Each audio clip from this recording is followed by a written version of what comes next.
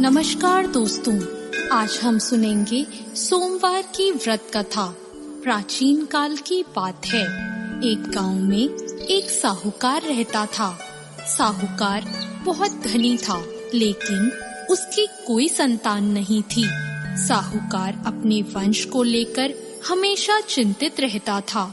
साहूकार भगवान शिव को प्रसन्न करने के लिए सोमवार का व्रत रखता था और व्रत के दौरान भगवान शिव पार्वती की पूजा करता और शाम को शिवलिंग पर दीपक जलाता था।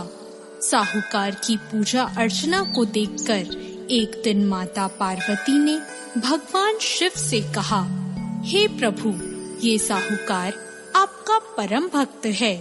प्रति सोमवार को विधि विधान से आपकी पूजा करता है। मुझे लगता है कि आपको उसकी मनोकामना पूर्ण करनी चाहिए। शिवजी ने पार्वती जी की बात को सुनकर कहा, हे गौरी, ये संसार एक कर्म क्षेत्र है।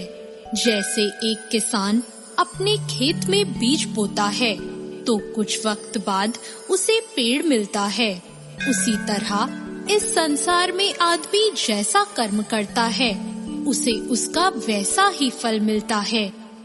भगवान शिव बोले कि इसके कर्मों में संतान सुख नहीं है, लेकिन माता पार्वती ने भोले भंडारी से दोबारा आग्रह किया और कहा, हे नाथ, फिर भी आप इसकी मनोकामना पूर्ण कर दीजिए। यह आपका परम भक्त है।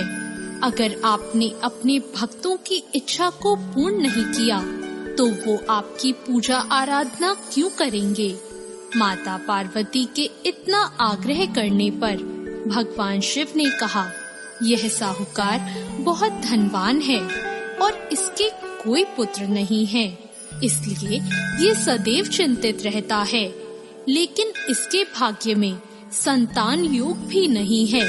लेकिन तुम्हारे आग्रह करने पर मैं इसे पुत्र प्राप्ति का वरदान दे देता हूँ।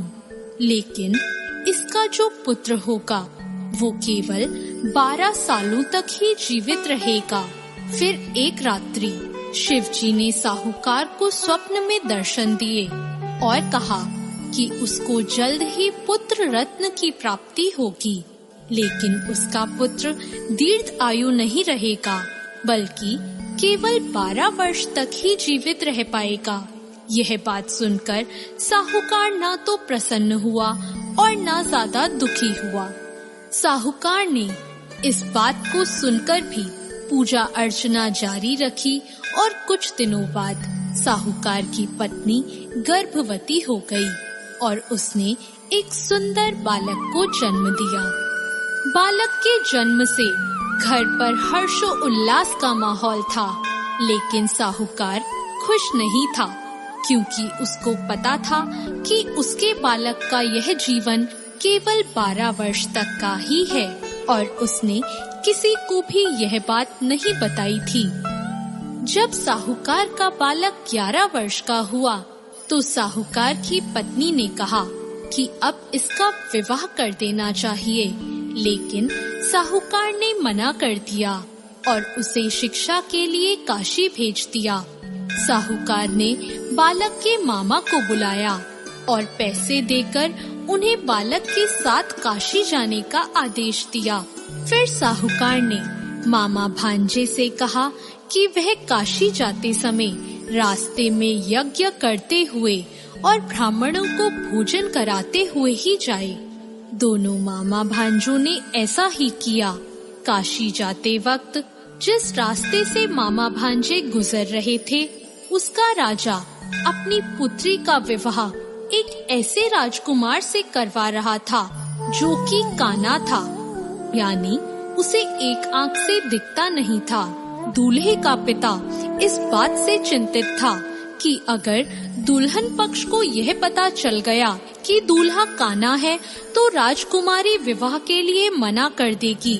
इसलिए उसने जब साहूकार के पुत्र को देखा तो उसने सोचा कि मैं अपने बालक के स्थान पर तोरण के वक्त इस बालक को बिठा दूंगा और दुल्हन के पक्ष वालों को पता भी नहीं चलेगा। दूल्हे के पिता ने साहूकार के पुत्र को इस बात के लिए राजी किया। इस तरह साहूकार के उस लड़के ने दूल्हे के कपड़े पहने और घोड़ी पर चढ़कर तोरण की रस्म पूरी की। तोरण के बाद फेरों की जब बारी आई तो दूल्हे के पिता ने साहूकार के पुत्र से अनुरोध किया कि वह दुल्हन के साथ फेरे ले और जब विवाह संपन्न हो जाए तो यह बात किसी को ना बताए। मामा भी राजी हो गया और विवाह समारोह भी निपट गया और शादी संपन्न होने के बाद मामा भांजा काशी के लिए प्रस्थान कर गए। परंतु साहूकार के पुत्र ने दुल्हन के कपड़ों पर लिख दिया कि तुम्हारी शादी मुझसे हुई है, लेकिन जिसके साथ तुम जाओगी वह एक आंख वाला आदमी है और मैं काशी में शिक्षा ग्रहण करने जा रहा हूँ। जब राजकुमारी ने यह बात पढ़ी तो उसने राजकुमार के साथ जाने से इनकार कर दिया और अपने पिता से कहा, यह मेरा पति नहीं है, मेरा पति शिक्षा ग्रहण करने काशी गया है। जब सब जगह यह बात फैल गई तो मजबूरी में दूल्हे के पिता को सारी बात बतानी पड़ी और दुल्हन के पिता ने भी अपनी बेटी को भेजने से इनकार कर दिया। इधर मामा भांजे दोनों काशी पहुंच गए और बालक शिक्षा ग्रहण करने लगा और मामा ने यज्ञ कराना भी शुरू कर दिया। जब साहूकार का पुत्र 12 साल का हो गया तो एक दिन वो अपने मामा से बोला कि उसकी तबीयत ठीक नहीं है और वह सोने अंदर जा रहा है। साहूकार का पुत्र अंदर सोने गया और उसकी मृत्यु हो गई। कुछ देर बाद जब मामा अंदर पहुँचे, उन्होंने जब अपने भांजे को मरे हुए देखा तो वो बहुत दुखी हुए, परंतु वह रो नहीं सकते थे वरना उनका यज्ञ अधूरा रह जाता। इसलिए मामा ने वापस जाकर यज्ञ पूरा किया और ब्राह्मणों का भोजन कराने के बाद मामा अपने मृत भांजे को देखकर रोने लगे। उसी वक्त उसी मार्ग से शिव पार्वती गुजर रहे थे।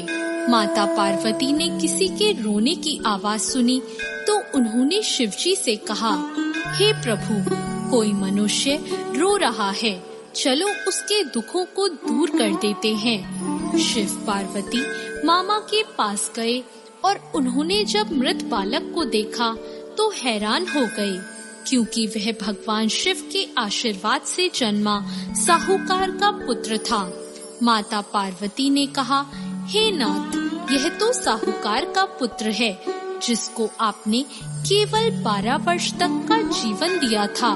पार्वती जी ने मृत बालक को देखा तो उन्हें दया आ गई और उन्होंने शिवजी से कहा, प्रभु, आप इस बालक को जीवन दान दे दीजिए, वरना इसके माता पिता जीते जी मर जाएंगे। माता पार्वती के आग्रह करने पर शिवजी ने उनकी बात मान ली और उसे जीवन दान दे दिया। साहूकार का पुत्र जीवित हो गया और मामा भांजे अपने घर की ओर प्रस्थान के लिए चल दिए। रास्ते में साहूकार का पुत्र उसी शहर से गुजरा जहां उसका विवाह हुआ था। दुल्हन के पिता ने बालक को पहचान लिया और मामा भांजों को लेकर अपने महल आ गए। दुल्हन के पिता ने एक समारोह किया और अपनी पुत्री को साहूकार के साथ भेज दिया। जब साहूकार का बालक अपने घर पहुंचा तो उसके माता पिता छत पर बैठे थे और सोच रहे थे कि अगर उनका पुत्र सही सलामत वापस नहीं लौटा तो वे दोनों भी इसी छत से कूदकर अपनी जान दे देंगे। पर उसी समय उसके मामा वहां आ गए और उन्होंने बताया कि उनका पुत्र जीवित है और विवाह करके वापस लौटा है। साहूकार ने अपने बालक को जीवित देखा तो खुशी से उसका स्वागत किया और साहूकार का पूरा परिवार खुशी खुशी अपना जीवन बिताने लगा। जैसे भोलेनाथ ने इस परिवार पर कृपा करी, ऐसी कृपा सब पर करना।